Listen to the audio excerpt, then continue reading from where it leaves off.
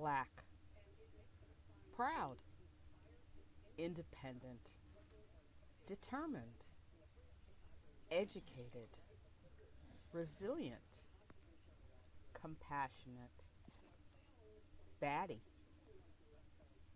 funny, quirky, unique, creative, thoughtful, sincere, loyal, gutsy, vibrant, resourceful, imaginative, engaging, fabulous, awesome.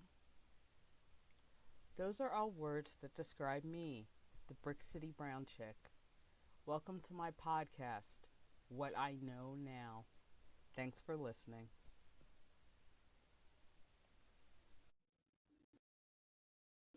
Hello, everyone.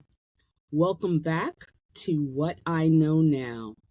I am your host, Brick City Brown Chick, and this week is episode 12, Doctor. For those of you of a certain age, if that sounds familiar as a song title, it's because it is. It was a 1980s hit by the band The Thompson Twins. What we will be discussing today is doctors, and in particular, my relationship to the medical profession.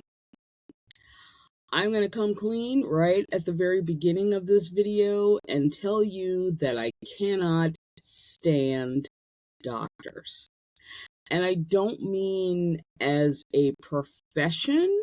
I think the medical profession is a very noble one. Doctors have to work really hard. They have to deal with a lot of craziness from patients and insurance companies and medical boards and all sorts of other things.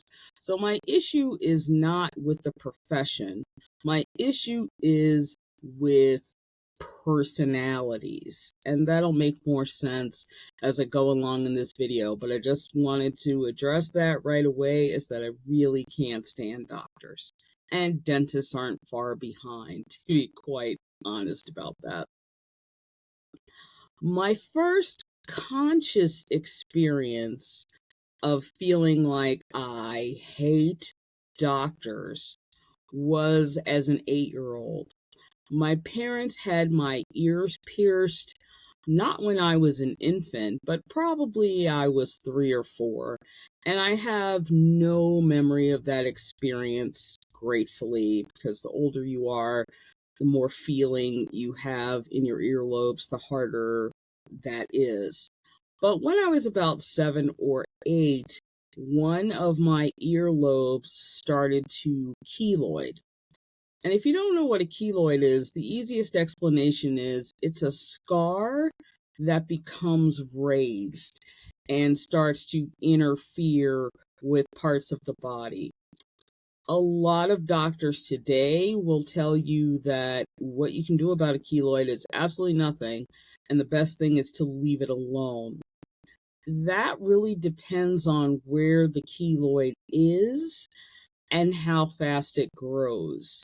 The biggest issue that people who get keloids have is, in a lot of cases, they don't stop growing unless there's some medical intervention.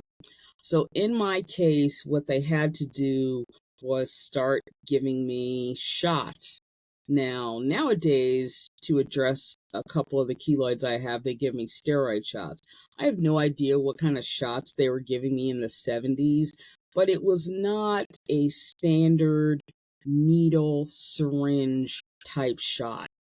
The doctor used this contraption that I can only describe as looking like a staple gun, and he would attach it to my ear and put my earlobe in between whatever this device was and then pull it, and it felt like crap. That's what it felt like, but it would have looked like somebody was trying to stamp something or staple something. And it hurt like hell, and I screamed like a wild person, and it was just a horrendous process. And it's not a one-time thing. You have to keep doing it until you can get the keloid under control, until it becomes stable and stops growing.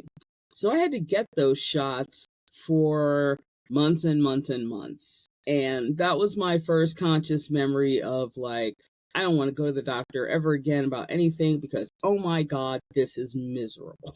So that's my first experience. But over the course of my life, as I'm sure is true for most people, I've had to see various doctors about various things. I have some chronic health challenges now as a middle-aged woman, but when I was young, I did not have any chronic health issues. But over time, I developed different things that needed to be addressed. The first thing I remember as an adult that I really needed to deal with was I started to have issues with my colon. And I won't get in a graphic description about that. But eventually, what they had to do was go in and make repairs because I had developed what are called fissures, which are essentially tears in your colon, which is not a good thing. So they had to go in and fix that. But prior to that particular operation, I had been seeing another doctor and he'd run all these tests and he finally said, listen, I don't know what's going on with your colon, but what I do know now is because you're having these issues, you are iron deficient. So you need to start taking iron. Okay. He recommended a dosage. I took the dosage. That I found out later made the problems with my colon worse because what does iron do? Iron backs up your system, for a nice way to say that, and it makes your body hold on to everything it consumes. So that did not make the process of dealing with the colon easier. It made it worse. And so by the time I saw the surgeon who figured out what was wrong and what to do about it, he asked me if I was taking iron. And I told him I was. And he asked the dosage, and I told him. And he just flipped out and finally said, if I had a nickel for every woman, premenopausal woman who still have their periods, who've come in here and said a doctor put them on an iron regimen that was way too high, I'd be a very rich man. So finding out that the doctor, not the surgeon, but the doctor I had turned to for help with my issue, recommended a course of action that made the issue worse, just pushed all my buttons in my early 20s about dealing with doctors. As I got into my late 20s, I started developing issues with my extremities. So my hands, my feet, my knees, it was just a challenging situation. So I saw my primary care doctor who said, I don't know. I'm going to send you to a neurologist. So I saw a neurologist 1, a neurologist 2, a neurologist 3, and finally, neurologist 4 said, we need to do a nerve test. We need to figure out what's going on. Now, me being a person in my late 20s who'd never had these issues before, I had no idea what a nerve test was. And if he'd explained it to me when he said it, there's no way I would have agreed to have it. A nerve test is when they attach codes to your fingers and run electricity through them. So those tabs you get for an EKG, just figure they're going to put those on your fingers and then shock you at a very low voltage. But they're still shocking you because they're trying to figure out what kind of reaction your muscles and your nerves have. So there are two parts to the test. First part is the finger test, and the second part is the muscle test. And in the muscle test, they go into your arms with a metal probe and shock your nerves. I made it through part one of the test, screamed bloody murder. It was just ugly. And then we got 1 volt of electricity through my arm for test two, and I got up and said I was done. I would not continue the test, that it was barbaric, and they were out of their minds if they thought I was going to go through half an hour of that. Now, the doctor, English was not his native language, which was not a problem, but I only say that to say he did not understand my screaming and yelling in English about how I was not doing the rest of this bleep bleep test, and he was out of his bleeping mind, and I was done. And he just kept saying, "We're not finished. We're not finished. You can't leave." And I left. I literally fled the office and was like, this is total insanity. So I went back to my primary care and say, listen, I have seen 4 neurologists now. None of them are any closer to having any clue what's wrong with me. Meanwhile, what's wrong with me continues to get worse. And I can only describe the feeling in my fingers and feet and knees as like if you sit down on the floor cross-legged for too long and it feels like your legs have gone to sleep and you get that prickly feeling. It was like that, except it was all the time. And I started to have issues gripping things and holding on to things. So I knew it was something serious, but to that point, the only thing the doctors seemed to be able to agree on was that it might be carpal tunnel, because I spent my life typing. That's what I did all day at work. So they thought it might be that. So I got the braces and all that, and that didn't improve the situation. So I really did have to start jumping up and down with my primary care to say, hey, we need to figure this out. And I don't know who you need to find to figure it out, but we need to figure it out. So she finally recommended I go see a neurosurgeon, somebody who did neurological surgery as opposed to a neurologist. She recommended I see a neurosurgeon at Georgetown University, who was a old school doctor in every sense of the word. She still typed up her reports on a typewriter. This was like the late 90s, early 2000s. And she typed her reports herself. She did not have a secretary. Her nurse did not do it. That was something she did herself. She was one of the first female doctors at Georgetown University in the 1950s. So she was just an old school badass, for lack of a better description. And she went through my chart and said, listen, I honestly don't know what's going on with you, but I know the person who can figure it out. And so she sent me to one of her neurosurgeon colleagues at Georgetown, who looked at, by this point, my medical chart looked like this. And I'd had MRIs, and I'd had CAT scans, and I'd had all sorts of things.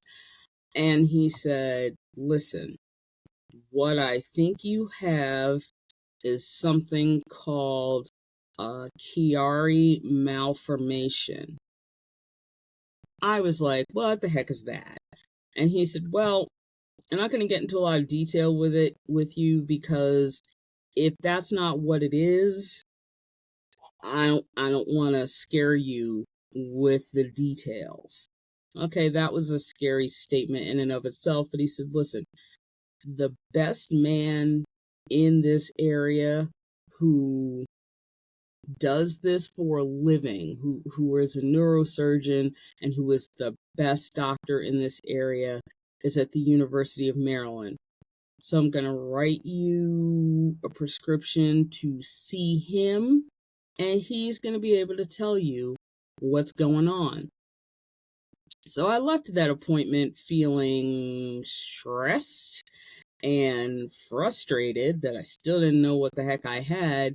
And of course, I didn't write down what he said. So by the time I got home, I'd totally forgotten the medical term he used about what I might have. So I couldn't even look it up. This was the very early days of the internet when WebMD was all the rage and people would diagnose themselves with things from WebMD.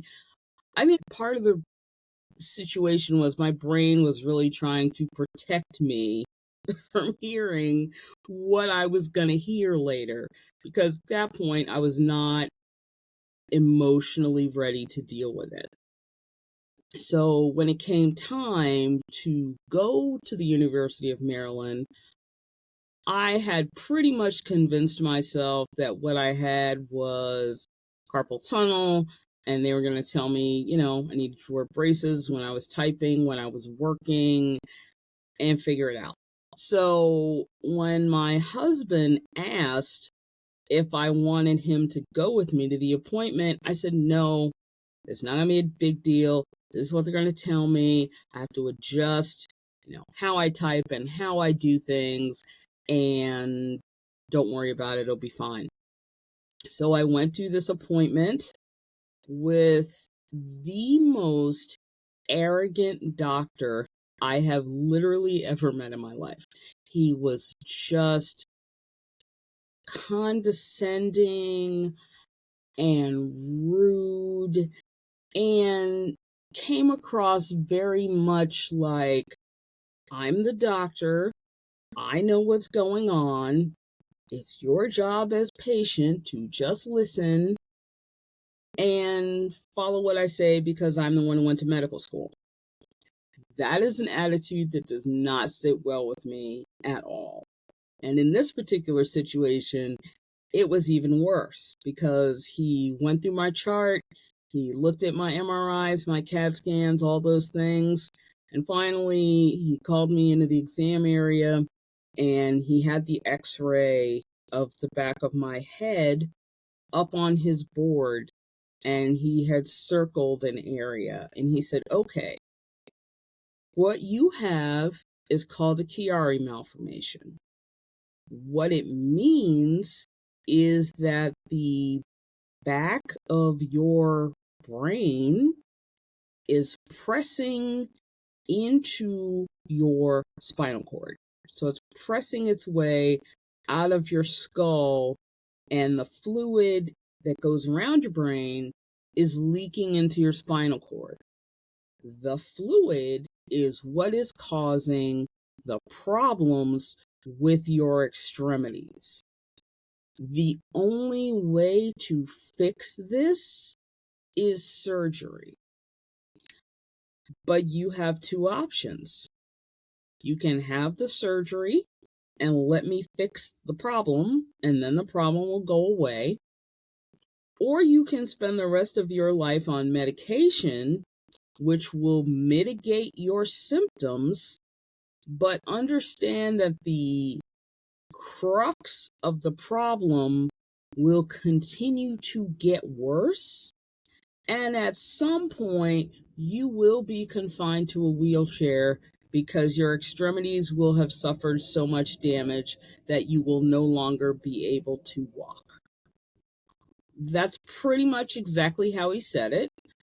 I was in a state of shock, fear, anger, confusion, all sorts of things. I just could not believe it had taken close to a year and a half and 6 doctors to get to something that serious.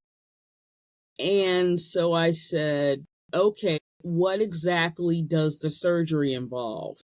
And he said, okay, what I have to do is cut a 1 by 1 centimeter out of your skull, out of the back of your skull, to give your brain the room it needs to expand. And then we're going to cover your actual brain with, I don't remember the technical term, it's basically medical cheesecloth. They put medical cheesecloth over that part of the brain to cushion it so that it's not pressing directly against the skull. And then they put the piece of skull back and sew you up, and there it is. When someone says they need to cut out part of your skull, you really do have a moment of, am I living in the Twilight Zone? What the hell are you saying? It's just the most surreal moment of my entire life. It really was. And so he gave me a whole stack of information about the surgery and how it works and what would happen afterward and all these things, and said, okay, I need you to get back to me ASAP about whether you're going to have this surgery or not. And I was just dumbfounded. So this was the very early days of cell phones. I don't remember if my husband and I had I don't think we did. So I had to get back in the car and drive back from Baltimore to our apartment, which is probably 45 minutes, freaking out and stressing out in the car.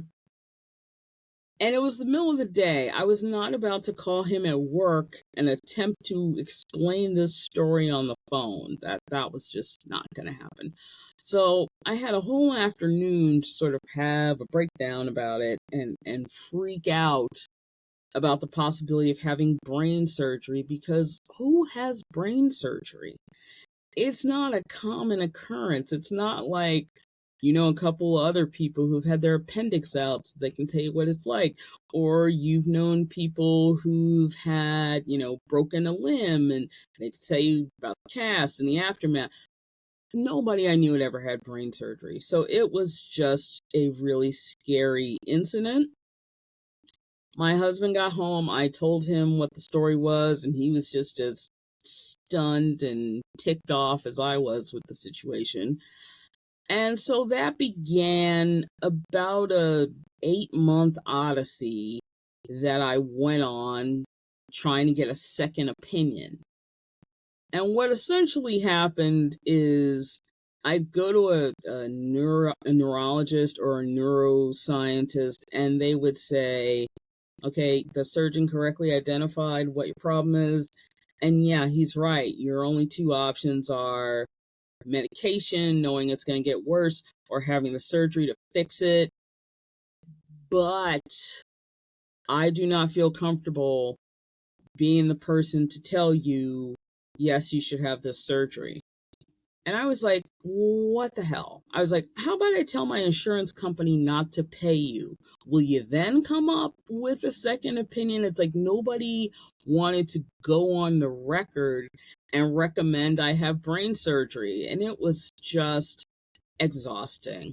It really was. But I finally got a doctor who said, yeah, okay, I will sign off on the second opinion, because surgery is going to be your best shot at making this situation better.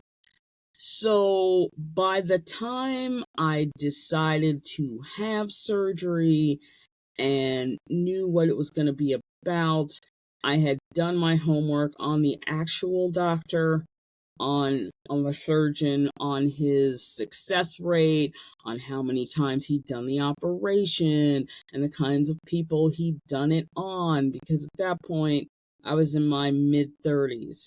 And so I really wanted to make sure this was not just, something 20-something people went through, or conversely, something that 70 and 80-year-old people went through. I really wanted to know that, yes, he was good at his job. Yes, the likelihood that this was going to turn out well, all the things you want to know before you have any kind of surgery. So in the process of looking up the doctor and doing my homework is I found out more about what a Chiari malformation was. It's named after a doctor named Dr. Arnold Chiari, who was the surgeon who discovered it and who developed the early version of the surgery to fix it. I also discovered what had caused it. When I was born in 1970, way before anybody knew any better, is my mother had an epidural and they were waiting and waiting and waiting for me to be born. But what was happening is I was spinning in the birth canal, just spinning and not coming through the canal. So finally, after a few hours of this, because we now know that babies will lose oxygen over not a long period of time if your water's broken and you don't get the baby out. Not wanting to do a C-section, what the doctor did was take a set of forceps. And if you don't know what forceps are, they're kind of like medical salad tongs, I guess. That's not a great description, but that's pretty much what they look like. And once I came around again, head first, took the forceps, went in, and pulled me through the birth canal. What they now know about doing that they didn't know then, is that misshapes the baby's skull. Newborn skull is very, very soft, and it doesn't take a lot to damage it or misshapen it. So what that had done was misshaped the back of my skull. And so the result of that, many, many years later, were the symptoms I had begun to develop. So that was the origin of what happened. Most people who have Chiari malformations, that is the genesis of the issue, that is what happened to them. On a side note, I had to have a really heart-to-heart conversation with my mother about it once I told her what had happened, because she was super upset. She felt like that was her fault, and I really did have to tell her it was nobody's fault. Nobody knew any better. They were just trying to make sure I came out, that I was healthy, that I got the oxygen I needed, all those sorts of things. So once I really committed to, okay, I have to have this surgery. I know they're telling me I have a choice, but this is not a choice. I was 35 and they were telling me if I didn't have the surgery, I'd be in a wheelchair by the time I was 50. There was just no wrapping my head around that, so I finally committed to having it. My husband was a complete wreck because the year this happened was 2005. And 2005 was one of the hardest years we have ever had as a married couple, because that was the year that my mother-in-law and her mother, my grandmother-in-law, died within 3 weeks of each other. And these are the two women who raised him. They were the people outside of me that he was closest to in his life. So his mother died in, I believe, early June, and his grandmother died in late June. And now we were at December, sitting in a hospital, waiting for me to have surgery. So he was really just a wreck. My mother was there and she was a wreck, and I was just there going, can this be over? I just cannot, because if I'm sitting here much longer, I'm going to pull this IV out of my arm and walk out of this hospital. What ended up happening is that the day of my surgery, which was supposed to happen at, I think, 7 a.m., the doctor had an emergency case that he had to go do, which pushed my surgery back probably 5 hours. And so when you're sitting in a hospital room with an IV in your arm and the nurse keeps coming in every half an hour and saying, okay, the doctor should be finished soon and then he's going to take your case, it just makes you a wreck. So within like 15 minutes of the nurse coming in and saying, okay, they're ready, we're going, I'm like, okay, because I am seriously about to yank out this IV and leave. And she looked at me and she just started laughing, and my husband was shaking his head like, don't laugh, she's serious as a heart attack. Like, she will walk out of here. So I had the surgery.